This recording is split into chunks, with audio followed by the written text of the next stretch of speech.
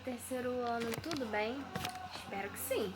Hoje a tia Carol veio aqui para explicar um pouquinho sobre o nosso novo conteúdo de ciências que está presente no nosso novo livro, volume 4.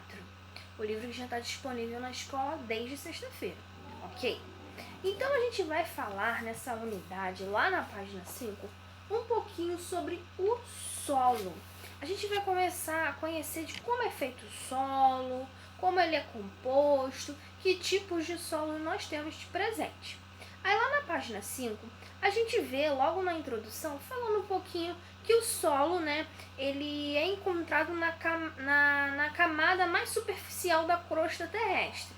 E de fato nós encontramos o solo nessa camada mais superficial, mais externa da crosta terrestre. E o solo, existem vários tipos de solo. Isso vai de acordo com sua composição, com a sua textura, com sua coloração. E lá na página 5 a gente tem assim, os componentes do solo são partículas de rochas, matéria orgânica, água e ar. E aqui está descrito algumas dessas características do solo, essas classificações que cada uma delas tem. A primeira são partículas de rochas. As partículas de rochas são pequenos pedaços que se desprendem das rochas pela ação da água, do vento, das mudanças de temperatura e dos seres vivos no decorrer do tempo. Elas apresentam vários tamanhos. Então, todas essas partículas de rochas, que compõem o solo, é uma das principais características para a gente ter a construção desse solo. Outro componente também é a matéria orgânica, que é a parte formada por restos de seres vivos, como folhas secas e frutos apodrecidos que caem das árvores. E também, ao serem decompostos, esses componentes liberam nutrientes no solo que podem ser utilizados pelas plantas e por animais como as minhocas. Inclusive, a gente tem aqui a imagem do lado, de folhas secas que fazem parte dessa matéria orgânica. Quando a folha cai lá da árvore, ela começa a ficar seca naquele solo ali e faz parte de toda essa matéria orgânica, que é uma fonte principal, de nutrientes para que aquele solo venha a ser fértil. Outro componente é a água, que é essencial, Alguns solos são secos e apresentam pequena quantidade de água. Já outros apresentam maior quantidade de água, o que possibilita o desenvolvimento de grande diversidade de plantas e outros seres vivos. A água passa entre as partículas da rocha e a matéria orgânica absorve a água e mantém a umidade do solo. Então a água é essencial para manter essa vitalidade do solo, porque a água passa entre essas partículas de rochas e matérias orgânicas presentes no solo, e aí ela consegue o quê? A matéria orgânica que fica lá no fundo do solo, que é o principal, que na verdade é o humus, que é capaz de fazer todo aquele processo de fertilização do solo, consegue absorver a água que passa entre essas rochas, ok? E também entre a matéria orgânica. E por último, nada mais que essencial, é o ar.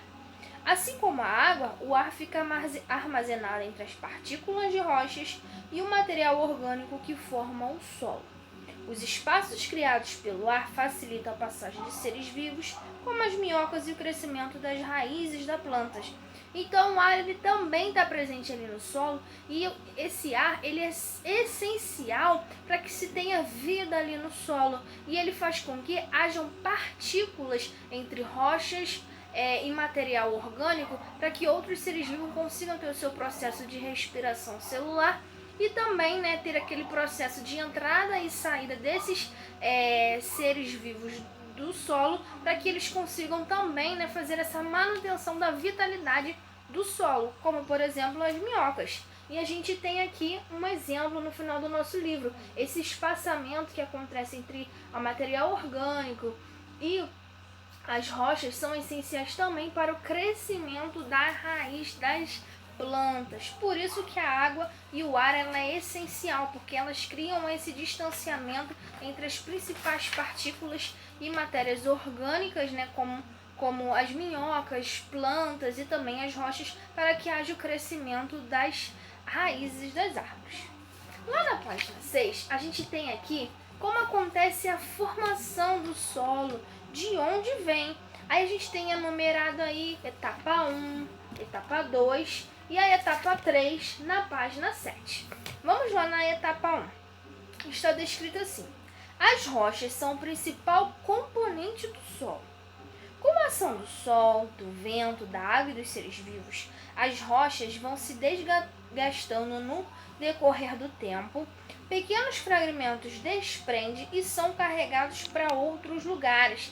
Então, a rocha ela começa a sua formação justamente desse processo. Acontece a ação do sol, a ação do vento, a ação da água e também a ação desses seres vivos faz com que essa rocha vai se desgastando ao longo do tempo. Conforme elas vão se desgastando, elas vão se desfazendo. E a partir daí acontece toda essa formação das rochas. Temos a etapa 2. Os pedaços da rocha desgastados se espalham pelo ambiente e se misturam com micro-organismos, matéria orgânica, água e ar. O solo é essa mistura que se forma no decorrer de milhares de anos. Quantos mais fragmentos se acumulam, maiores são as chances de se desenvolverem seres vivos, o que aumenta a quantidade de matéria orgânica no solo. Então, esses pedaços de solos que vão se desgastando e levam milhões de anos para esse acontecimento ocorrer, eles se misturam com diversos tipos de micro-organismos que vivem dentro do solo, se misturam com a matéria orgânica que também está dentro do solo, com a água e o ar que entra dentro do solo, e a partir daí vai havendo a quantidade dessa matéria orgânica dentro desse solo, e ali começa a haver a fertilização do solo. Lá na página 7, a gente tem a etapa 3. No início do processo de transformação de uma rocha em solo, apenas a parte superior da rocha se desgasta, pois está mais exposta ao efeito da mudança do tempo, do vento, da água e dos seres vivos. Aos poucos, essa transformação atinge as partes mais profundas da rocha, e o solo é mais antigo, e profundo. Um solo antigo é mais profundo que um solo jovem. Aí essa questão aqui, que essa etapa 3 colocou pra gente, é que todo aquele processo de desgaste da rocha, que aí ela vai se desfazendo e entrando no solo, vai criando toda aquela parte do solo, acontece através dessas rochas maiores, porque essas rochas maiores, suas pontas estão mais expostas ao calor, à chuva, ao vento, à ação humana. Então é dessa parte superior que as rochas se desfazem, caem ao chão, e ele começa todo o processo de formação do solo, e essas rochas vão se misturando com outros componentes que está presente ali, como matéria orgânica, e vai havendo a formação do solo. Lá na página 8 e página 9, a gente já tem os tipos de formação do solo. Além de a gente entender como acontece esse processo, de construção do solo, que vem a partir dos desgastes das rochas, do encontro também da matéria orgânica, da água, do ar, a gente também, depois de todo esse solo formado, ele tem algumas especificações, e a gente vai entender agora esses tipos de solo. Há algumas variações dos tipos de solo, Variações de tamanho, na quantidade dos componentes presentes nele, na permeabilidade, na porosidade, na fertilidade. E uma das principais questões que a gente tem que entender é a permeabilidade do solo, que está lá na página 8 do nosso livro, que é a capacidade do solo deixar a água passar. Quanto mais permeável é o solo, mais água ele deixa passar para as camadas mais profundas. Então, quanto mais permeável, quanto mais aquele solo conseguir absorver a água que entra por aquele solo, ele consegue atingir partes mais profundas. Então, se a água chega em partes mais profundas, a gente consegue ter mais fertilidade desse solo, consegue ter contato com mais matéria orgânica, que faz todo o processo de revitalização desse solo. Outra questão, a porosidade, está relacionada com a quantidade de ar existente entre as partículas do solo. Quanto maior é o espaço entre as partículas, maior é a quantidade de ar e mais poroso é o solo. Então, a porosidade tem relação com o ar que entra no solo. Quando o ar entra no solo, ele se espalha ali. E se ele ficar mais afastado, essas partículas de ar ficarem mais afastadas umas das outras, esse solo ele fica mais poroso, ele consegue captar mais água, ele consegue captar mais ar, você vai ter a presença de mais seres vivos ali dentro, como por exemplo as minhocas, as raízes das árvores conseguem se desenvolver mais facilmente. E a gente também tem a questão da fertilidade, lá na página 9. A fertilidade está relacionada com a quantidade de matéria orgânica presente no solo. Formada por restos de vegetais e animais, a matéria orgânica libera nutrientes no solo, que são absorvidos pelas raízes da planta. Então, a fertilidade do solo está ligada justamente à matéria orgânica que está lá presente no solo. Quanto maior a quantidade de matéria orgânica, mais aquele solo é fértil, mais ele vai reproduzir, mais semente ele vai germinar. Ok? Ou seja, as plantas conseguem absorver mais os nutrientes presentes naquele solo, porque aquele solo tem uma tendência a ser fértil por conta da matéria orgânica. E aí, diante dessas características que a gente viu, existem outras 3 características relativas aos tipos de solo. Os solos podem ser arenosos, argilosos ou umíferos. Os solos arenosos, eles são permeáveis, porosos e pouco férteis, sendo formados principalmente por areia. Nesse tipo de solo, até existe grande espaço entre as partículas por onde a água passa com facilidade. Só que esse solo ele é muito infértil, ele é pouco fértil, ou seja, quase não se dá nada naquele solo. Dificilmente algo que se plantar ali vai se dar, porque ele é formado mais por areia, por isso que ele é permeável. Solos argilosos, eles apresentam bastante argila em sua composição, fazendo com que sejam pouco permeáveis e pouco porosos. Neles, a água tem bastante dificuldade de passar. Por quê? É argiloso. A gente sabe que a argila ela é uma textura mais resistente, né? Ela é uma textura mais grossa. Então, dificilmente quando você bota um pouco de argila e joga água, a água vai conseguir penetrar. Então, justamente por isso que esse solo ele é permeável, né? Ele é pouco permeável e ele é pouco poroso, porque a água não consegue passar com facilidades em solos argilosos. E também o solo argiloso ele não é muito fértil para a questão de germinação de semente e plantações. E por fim a gente tem os solos umíferos, que apresentam grande quantidade de humus, sendo bastante férteis e quantidade ideal de água. Quando eu falo solos umíferos, eu estou fazendo referência a humus. Os humus é o resultado da decomposição de restos de animais e de plantas.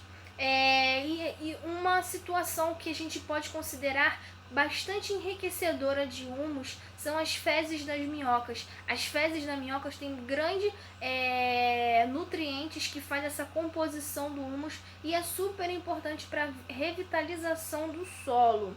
E esse humus, que saem das minhocas, eles conseguem se misturar ao solo, e fornecer nutrientes necessários que são fundamentais para o desenvolvimento das plantas. Então, o melhor solo que existe para qualquer tipo de plantação, germinação de sementes, são os solos umíferos, porque ali você vai ter grande quantidade de matéria orgânica, ou seja, de humus e principalmente de fezes das minhocas, que são essencial para o desenvolvimento das plantas. E aqui embaixo a gente tem exemplo desses tipos de solos. Aqui a gente tem o solo arenoso, o solo argiloso e aqui o solo umífero, que é um solo com uma cor mais escura. O solo argiloso, ele tem algumas rachaduras, por isso que entra pouca quantidade de água. E no solo mais arenoso, dificilmente passa água, porque ele é completamente permeável. Aí vamos lá na página 10 e 11 com algumas questões super importantes para a gente conseguir fixar esses conteúdos que a gente falou agora sobre o solo. Aí lá no tópico lápis na mão temos número 1. Leia o gráfico ao lado que representa a quantidade de cada componente de uma amostra de solo. Depois responda as questões. A gente tem aqui o gráfico com a quantidade de água, de ar, de partículas de rochas e aqui em verde mais escuro, matéria orgânica. Aí a gente tem a letra A. Qual componente do solo há em maior quantidade nessa amostra? E aí você vai ter que analisar esse gráfico, ver qual que tem maior proporção e colocar aqui. Letra B. Considerando que a amostra contém uma quantidade razoável de água, podemos afirmar que é um solo com alta permeabilidade ou ele não tem muita permeabilidade? Aí você vai ter que justificar a sua resposta, né? De acordo com o que a gente vê ali, né? A gente vê mais partículas de rochas, vemos pouca matéria orgânica, né? Então, né, se a gente tem pouca matéria orgânica, uma grande quantidade de partículas de rochas e a quantidade de ar e água equilibrada, então esse solo, né, ele não tem uma alta permeabilidade, né? Porque a água ele passa com facilidade e não fica retida entre as partículas. Número 11. Não, perdão, página 11, número 2. O solo origina-se das rochas, que vão se desgastando aos poucos com a ação da água, do vento, dos seres vivos e do calor do sol. Com o tempo, a camada do solo vai ficando cada vez mais profunda. Foi aquela questão que a gente falou, que a gente tem, né, a formação das rochas quando o quê? As rochas maiores dos seus topos, ao desgaste natural por conta das questões climáticas, vento, sol, a ação humana, eles vão se desfazendo e vai havendo a formação do solo. E ao passar do tempo, né, o solo vai cada vez tendo uma profundidade maior, porque cada vez mais essa ponta da rocha vai se desfazendo ao longo do tempo. Nas aulas, aí nós temos aqui a imagem de um solo na qual Bia, na sua aula de ciências, ela teve, né, que fazer o processo de formação do solo, desenhar o processo de formação do solo. Só que agora ela não sabe ordenar essa formação do solo. E a gente aprendeu, né, na explicação da matéria que existem algumas etapas. A gente tem a rocha mãe, aí começa a ver o desgaste da rocha, né? Essas rochas elas vão se desfazendo e começa a formar parte desse solo. E a partir daí, com todas as questões de matéria orgânica que é presente nesse solo, entrada de ar, entrada de água, tudo isso vai viabilizando o processo, né, de formação desse solo. E a partir daí, quando esse solo ele está completamente formado, tem bastante matéria orgânica, tem nutrientes, ao que, por fim, a formação do que? De árvores, de plantas. Então você tem que ordenar aqui de acordo com como é o processo de formação do solo. A gente sabe o quê? Que o solo, primeiramente, a gente tem a rocha. E a partir da rocha, há os fenômenos da natureza, as causas naturais, a interferência do homem, começa a ver o quê? Começa a ver se desfazer essa estrutura da rocha superior e começa a criar-se o solo. E conforme o tempo mais vai havendo essa questão de se desfazer as rochas, mais ainda vai acontecendo a profundidade do solo. Cada vez que há mais